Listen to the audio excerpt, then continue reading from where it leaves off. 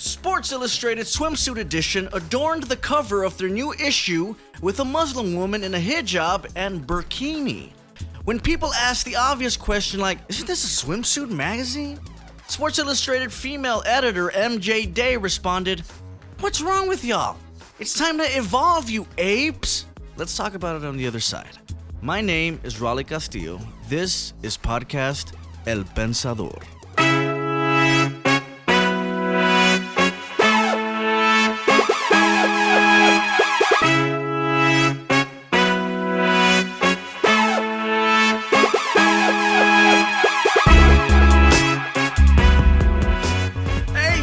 Everybody, man, thanks for showing up.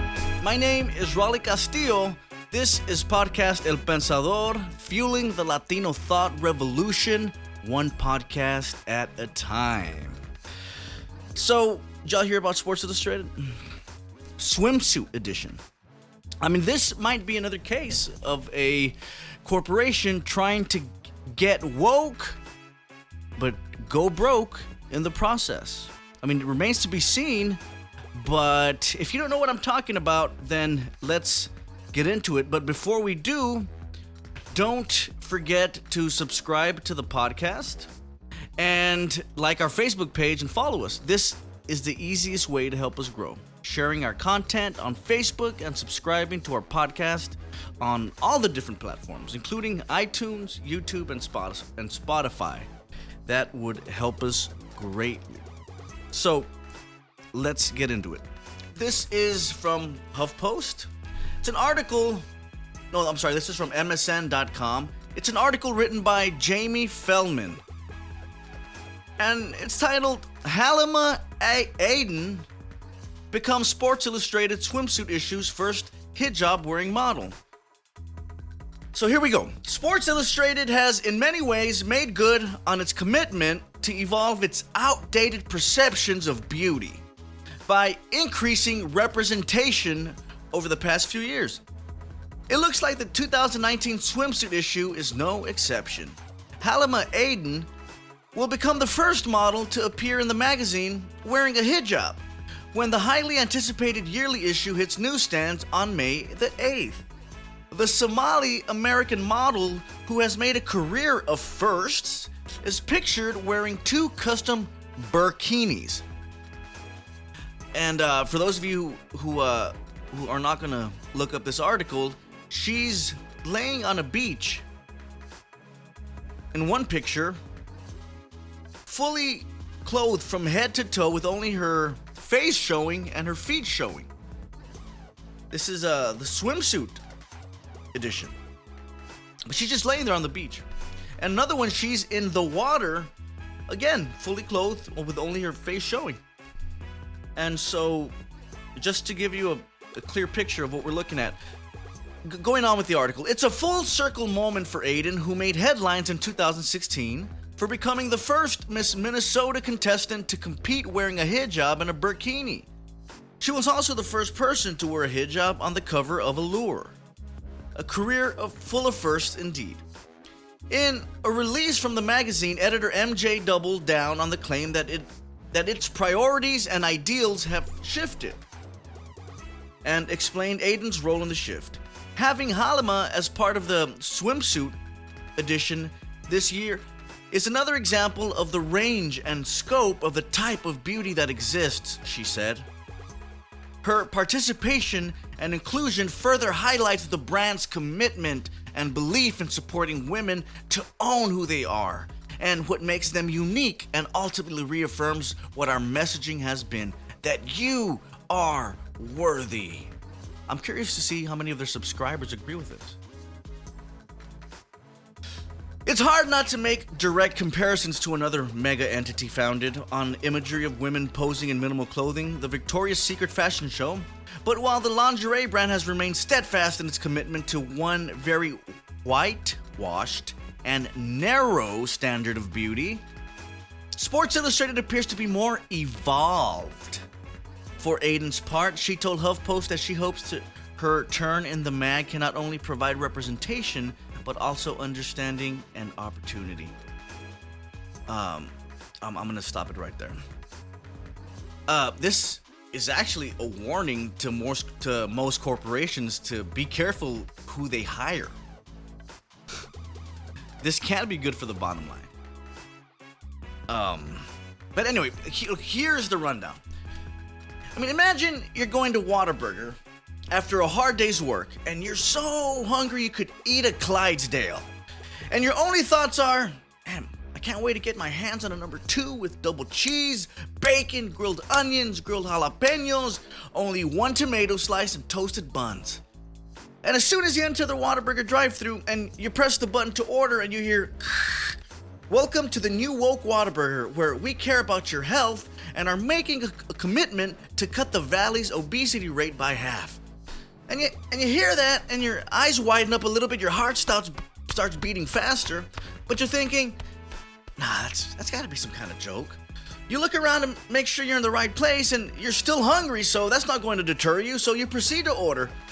Yeah, I'm gonna have a number 2 with double cheese, bacon, grilled onions, grilled jalapenos, only 1 tomato slice, and toasted buns.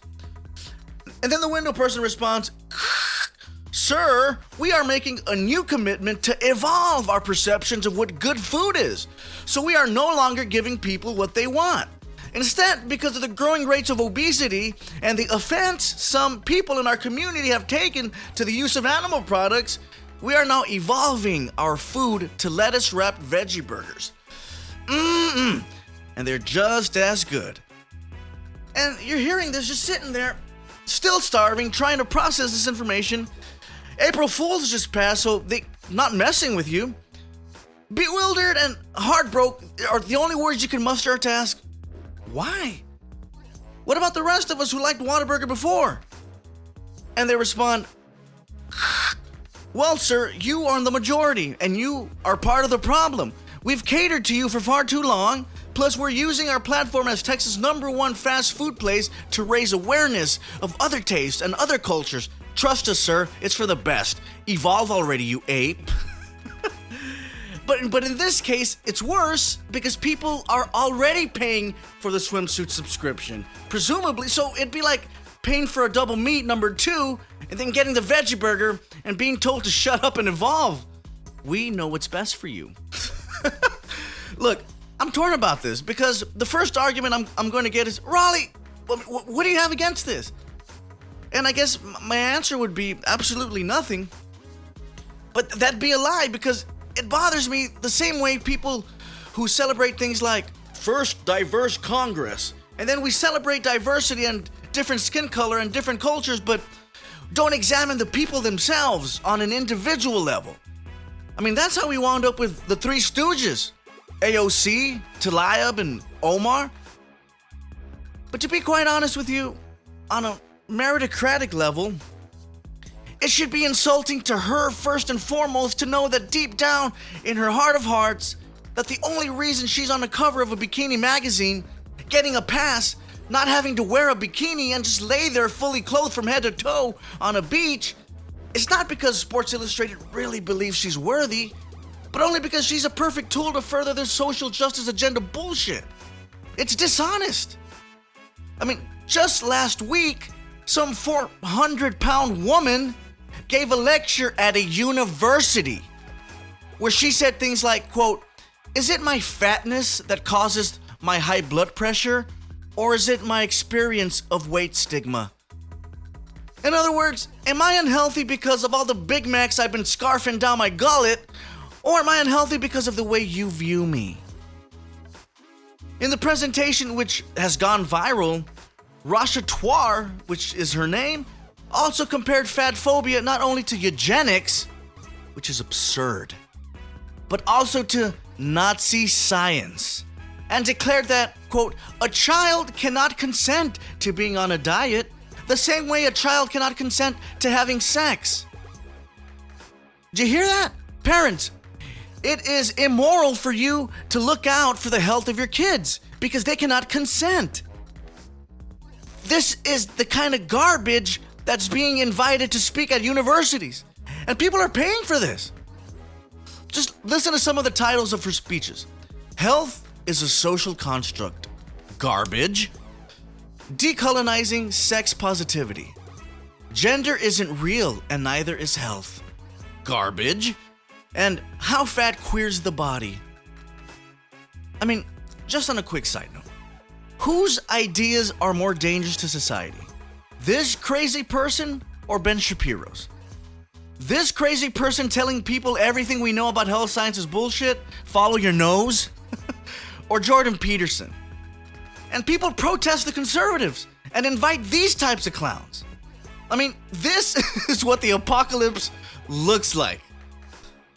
Anyway, back to the topic here. So this big girl is obviously suffering from some kind of mental disorder. That poor thing. And I'm not trying to be hyperbolic, because people online can be mean and unforgiving. I mean, I get it. But subtly trying to reprogram the American male to change his views on what constitutes beauty in a swimsuit magazine has kind of a feeling of propaganda. What do y'all think? Am I reading too much into it? Maybe, right? I mean, drop a comment below if you think I'm overreacting, but come on. I mean, we all know what this is. Look, we seem to be headed in a collective direction where the measure of morality and validity of an idea is not the idea itself, but the culture it comes from. The more that the culture is seen to be oppressed by white colonizers, the more validated the idea or symbol is. I mean, this is obviously nonsensical. A quick example of that is the orgies over at CNN every time they announce the first female governor of a state, or the first Muslim congresswoman. I mean, never mind that somebody like Ilhan Omar is disgustingly anti-Semitic. It's not the ideas, it's her culture that matters, so shut up, bigot. And we see the game plan in action, don't we? It's so easy to see it. Every time somebody legitimately challenges her ideas or her racism, you have the usual jagoffs in the media ready to throw out the Islamophobe label. I mean, this in itself is dangerous for obvious reasons. As the life philosopher Tucker Max once said, quote, "The devil doesn't come with pointy horns and a pitchfork. He comes disguised as everything you've ever wanted." In this case, forced multiculturalism with a toxic mix of white guilt is the Trojan horse people are using to sneak in destructive ideas. Again, I'm not saying a Muslim woman being on the cover of a bikini magazine is destructive. She's gorgeous, by the way. She's really pretty. But what I am saying is a woman being fully clothed on the cover of a bikini magazine only because she's Muslim and you apes need to evolve your sense of beauty is a destructive idea. This is just a lighter shade of the same color of the previous example of the fat woman. And this by itself wouldn't be such a big deal if it happened on its own, but look all around you, stories like this abound. And this is just another brick in the wall that's being built to separate us from reality. I mean, my guess is Sports Illustrated is going to lose a bunch of subscribers. Because when guys paid for a subscription to a bikini magazine, just maybe they want to see a woman in a bikini. Whatever her skin color or culture might be, they want to see a woman in a bikini. They're not paying the subscription to be told to evolve or to be made to feel like you're some unevolved lout if you don't accept their placation. This just might be another case of a company getting woke and going broke.